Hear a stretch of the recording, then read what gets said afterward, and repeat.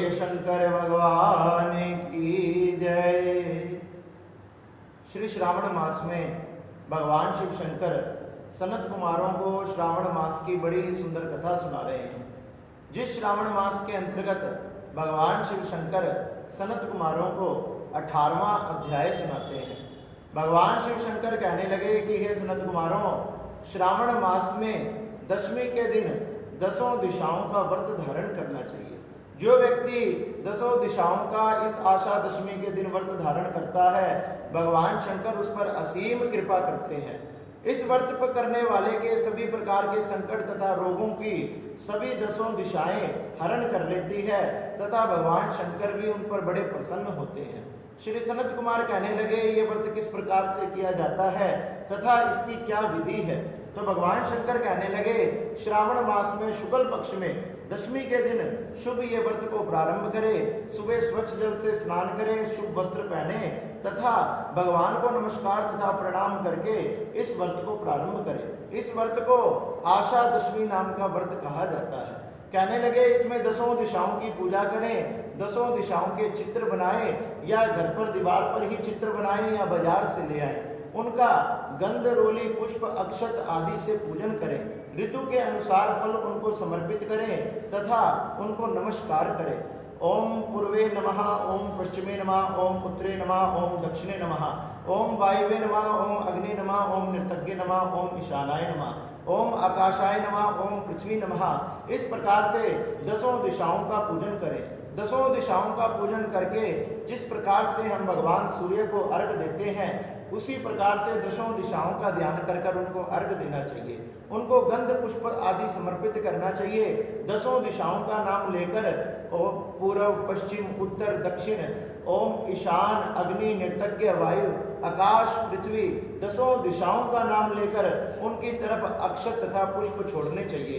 इस प्रकार से पूजा करने से दसों दिशाएं हमारी दसों चारों तरफ से रक्षा करती है। भगवान शंकर कहने लगे कि चारों तरफ से ये हमारी तथा हमारे परिवार की रक्षा करती है। ये हमारे ऊपर किसी भी प्रकार का कोई संकट नहीं आने देती। आने वाले संकटों का, रोगों का ये श्रावण मास की दशमी का व्रत उनका हरण करता है। दसों दिशाएं उनकी रक्षा करती है। इस प्रकार से उनका पूजन करें तथा 1 साल तक इस व्रत को करें। श्रावण मास की दशमी से ये व्रत प्रारंभ करके 12 महीने तक ये व्रत करना चाहिए तथा फिर जब श्रावण मास आए फिर इसका धूमधाम से उद्यापन करना चाहिए। सामर्थ्य हो तो सोने या चांदी की दिशाओं के देवताओं की प्रतिमा बनाकर ब्राह्मण को बुलाकर उनका पूजन करना चाहिए तथा गंध, अक्षत, फूल आदि समर्पित करने चाहिए। कहने लगे कि पूजा करने के बाद फिर इनका सुंदर हवन करना चाहिए। सुंदर 108 आहुतियां लगानी चाहिए। भगवान शिव की भी आहुतियां लगानी चाहिए तथा 10 दिक्पालों की बलि करनी चाहिए। इस प्रकार से दसों दिशाएं बड़ी प्रसन्न होती है तथा उसके बाद अपने बंधुओं को, ब्राह्मणों को भोजन कराना चाहिए। इन सबको भोजन कराकर उनको दक्षिणा देकर आचार्य का पूजन करके फिर स्वयं भोजन करना चाहिए। और दसों दिशाओं से यही प्रार्थना करनी चाहिए कि हे अग्नि देवता, हे वायु देवता, हे जल देवता, हे नृतज्ञ देवता, वायु देवता, अग्निकोण देवता, हे पूर्व देवता, पश्चिम देवता, उत्तर देवता, दक्षिण देवता, आकाश देवता, पृथ्वी देवता, आप दसों दिशाओं से 10 रूपों में हमारी रक्षा करो। आप हमारे रक्षक हो, आप हमारी रक्षा करो। आपके चरणों में मेरा नमस्कार है। इस प्रकार से दसों दिशाओं को नमस्कार तथा प्रार्थना करनी चाहिए। इस प्रकार से जो दसों दिशाओं को नमस्कार तथा प्रार्थना करता है, दसों दिशाएं बड़ी प्रसन्न होती है तथा उसकी रक्षा करती है। उसके परिवार पर कोई संकट नहीं आने देती। भगवान शंकर कहने लगे, मैं तथा नारायण ही कण कण में विराजमान हूँ। मैं ही दसों दिशाओं के रूप में उन सबकी रक्षा करता हूँ। इस प्रकार से कहने लगे कि सब नक्षत्रों का, ग्रह का, तारागण का, नक्षत्र माता का, भूत प्रेत विनायक का भक्ति द्वारा दिक्पालों का पूजन करना चाहिए। कहने लगे, इन सब का पूजन करने से देवता बड़े प्रसन्न होते हैं, उन्हें रिद्धियां तथा सिद्धियां प्रदान करते हैं।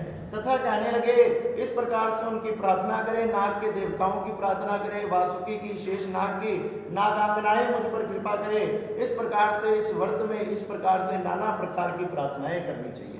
कहने लगे, फिर उनको नाना प्रकार के अलंकार, वस्त्र, आभूषण आदि भेंट करने चाहिए तथा रात्रि में भगवान का नाम लेकर जागरण करना चाहिए।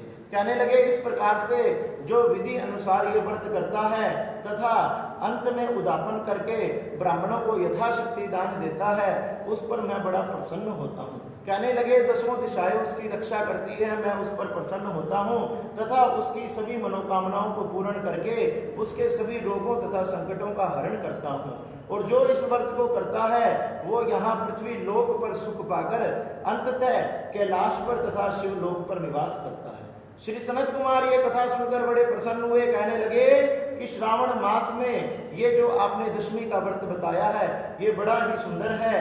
इसमें दसों दिशाओं का पूजन तथा दसों दिशाएं हमारी रक्षा करती है। इससे जन कल्याण होगा, इससे सबका भला होगा, सबके दुख तथा संकटों का हरण होगा। इस प्रकार से भगवान शंकर से सनत कुमार ये श्रावण मास के दशमी का व्रत जानकर बड़े ही प्रसन्न हुए तथा शंकर भगवान के चरणों में, दसों दिशाओं के चरणों में नमस्कार तथा प्रणाम करने लगे, उनकी जय जयकार करने लगे। बोलिए शंकर भगवान की जय। नमः पार्वती नमः।